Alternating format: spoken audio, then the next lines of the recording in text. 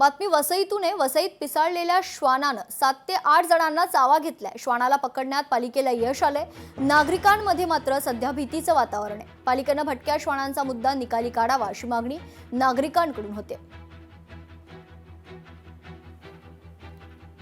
आज सकाळी मी चर्चमधून येत होती, तर मग जेव्हा मी आली तेव्हा एक भयानक कुत्रा माझ्या मागे लागला आणि त्याने मला चावलं. बट मी त्याला माझ्यापासून दूर करायचा ट्राय करत होती, पण तो जातच नव्हता. मला असं पकडून ठेवलेलं की मी जाऊच नव्हती. आमची फक्त एकच अपेक्षा आहे की लवकरात लवकर महानगरपालिकेच्या लोकांनी या भटक्या कुत्र्यांना पकडून नेऊन सुरक्षित जागी सोडावं, म्हणजे सामान्य माणसाच्या जीवावर बेतणार नाही.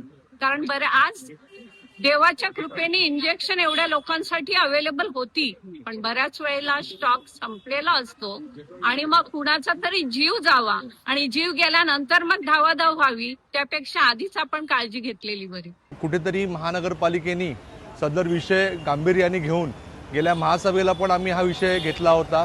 त्यावेळी आपले उपमहापौर मार्शल ऑफिस साहेबांनी सदर विषयाचा पाठपुरावा सुरू केलेला आहे। डॉग शेल्टरसाठी त्यांचा प्रयत्नही चालू आहे। तर कुठेतरी महानगरपालिकेने श्वानांसाठी उपाययोजना राबवाव्यात हीच विनंती महानगरपालिकेला आहे।